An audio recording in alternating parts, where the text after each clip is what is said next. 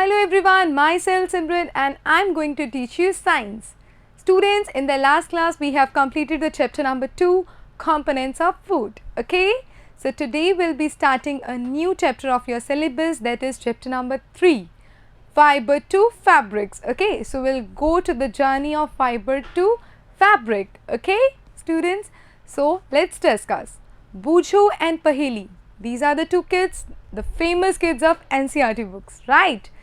These two kids won a quiz competition in their schools and then they won a cash prize. Okay, and when they won the cash prize, they decided to buy the clothes for their parents, their mama and their papa. Okay, so when they went to a clothes shop, they were very amazed and very surprised because they saw a lot of variety.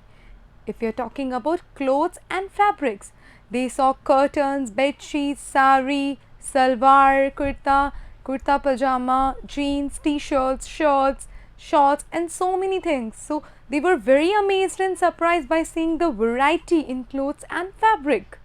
Finally, they decided and they bought a sari for their mama and a kurta pajama for their father. Okay, and when they went to their home, okay, then they realized the observation of different texture by touching them. Okay, they touched the curtains, okay, and then they observed the texture, they touched the bed sheet and observed their texture, and then they were very amazed by the variety in fabrics. Okay, they were very curious about so many varieties there if we are talking about fabrics like silk, wool, cotton, net, so many things like that. Okay, so students, as we have discussed in chapter number 1 and chapter number 2, there is so many variety in the food if I am talking about, right?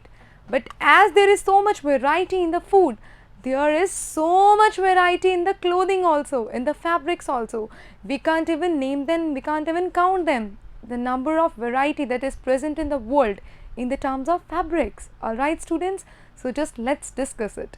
The basic unit of clothing, that is yarn. What is yarn? Students, you have a piece of cloth, okay.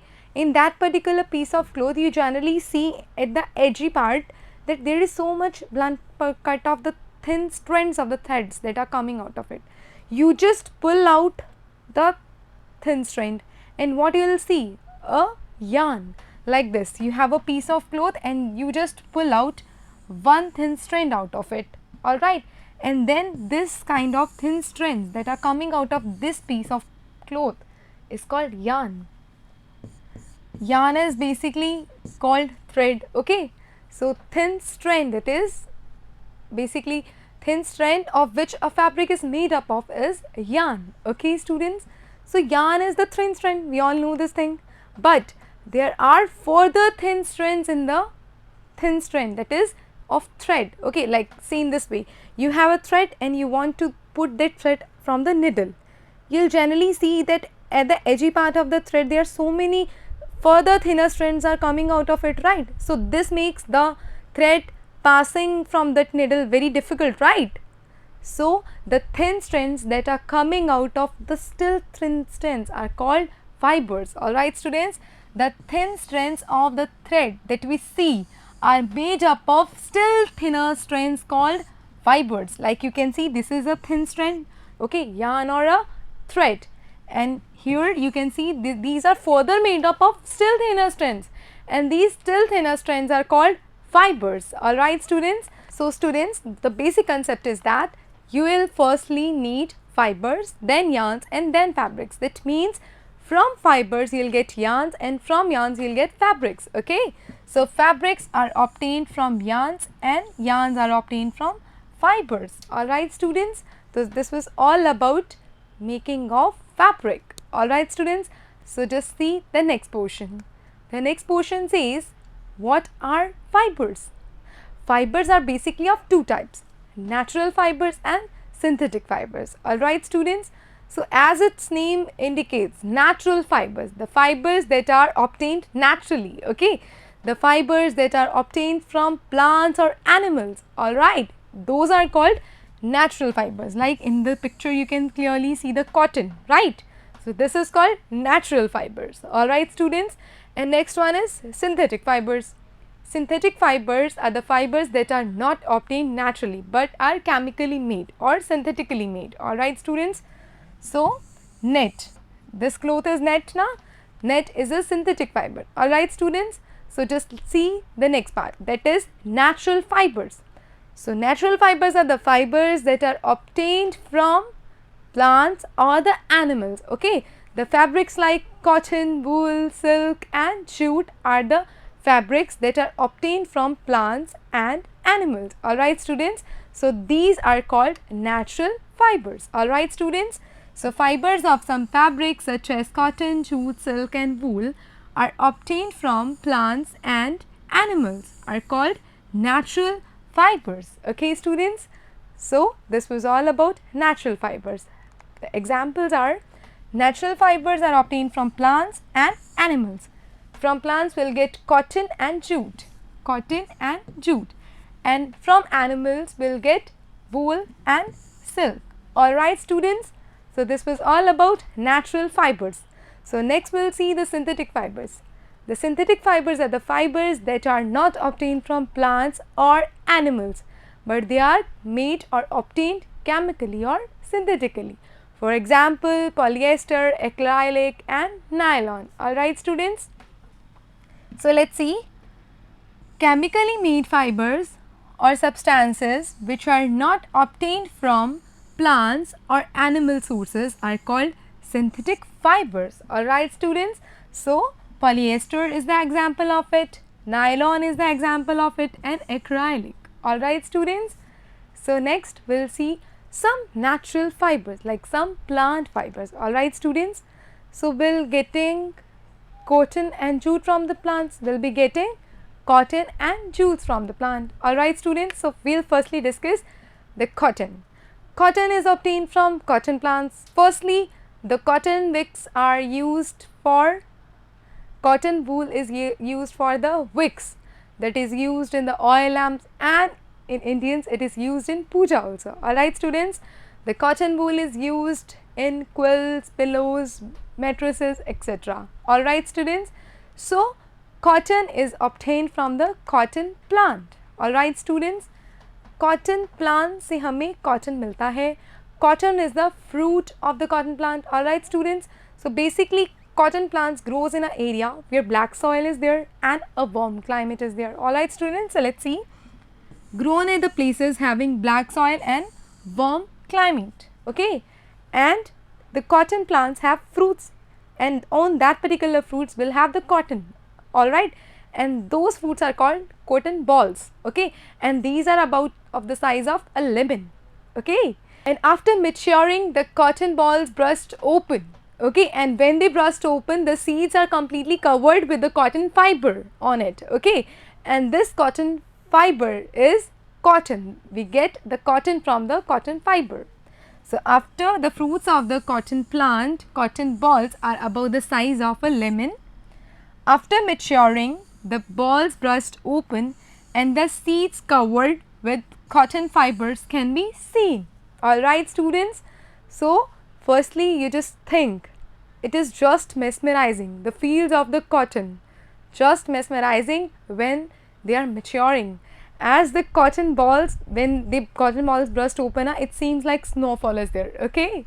So next we will discuss about the process of ginning. What is ginning?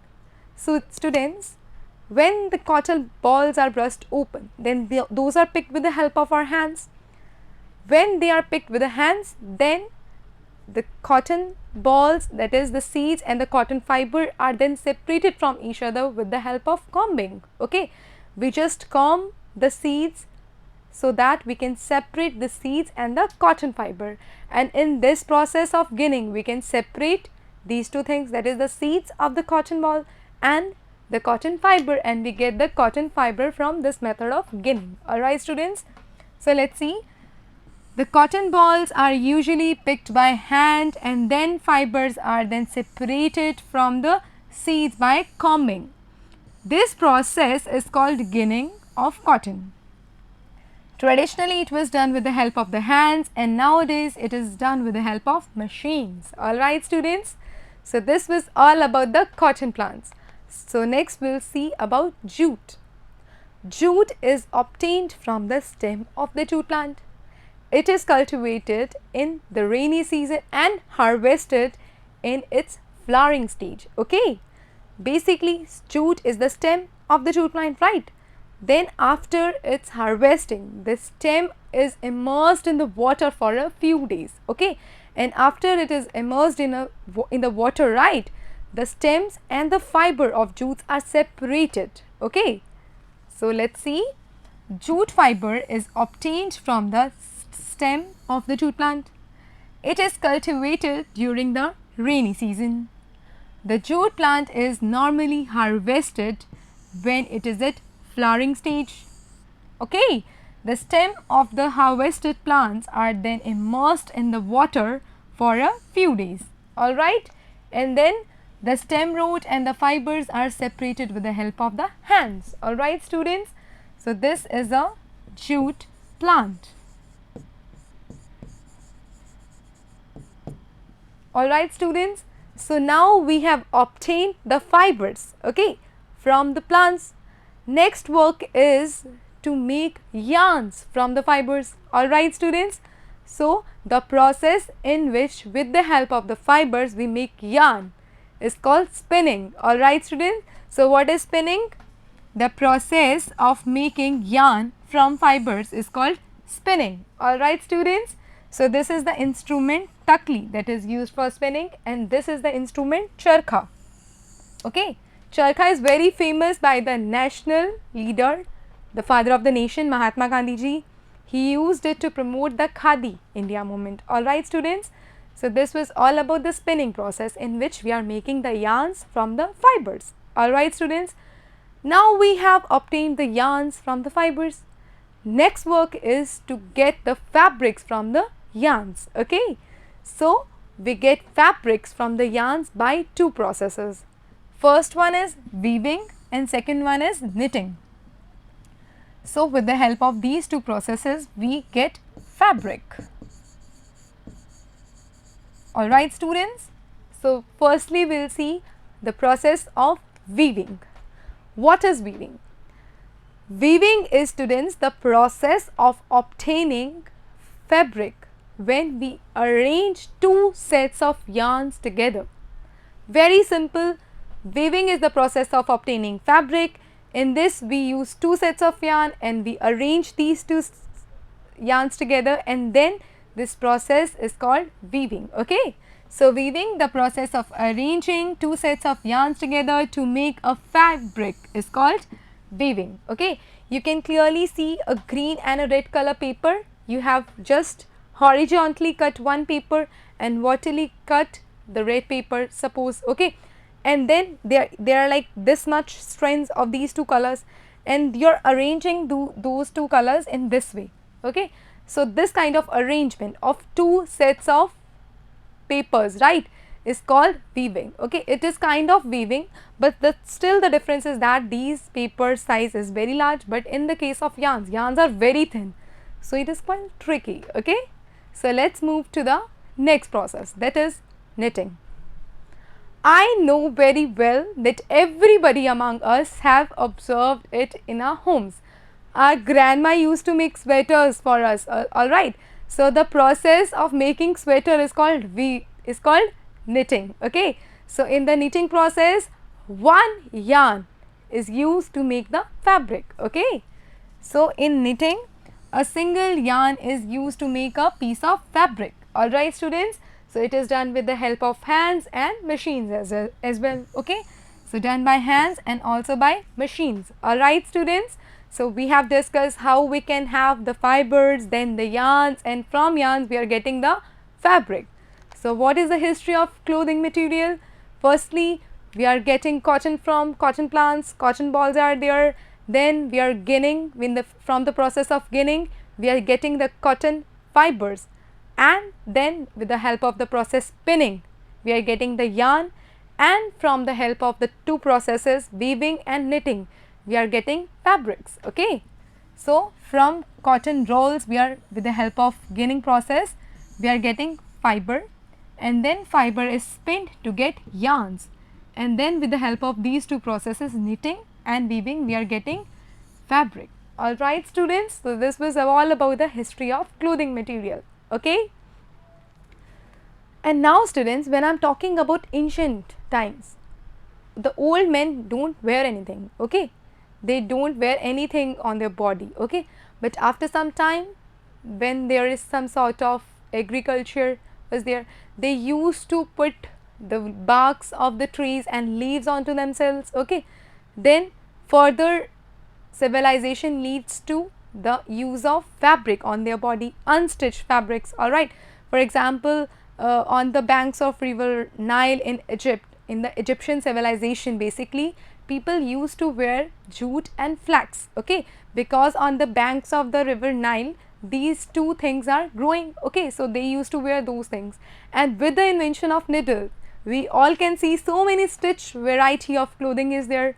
So with time we have progressed in the case of clothing also, but still the magic of sari, that is the unstitched clothing, is still there. It is still magical. Alright students, so as we have talked about, we have so much variety in the food, we have so many variety in the case of clothing also, okay.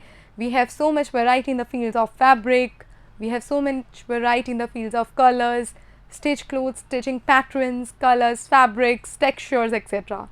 Okay students, so I hope that you will study this particular chapter at your home. Do study well. Till then, have a nice day. Bye bye.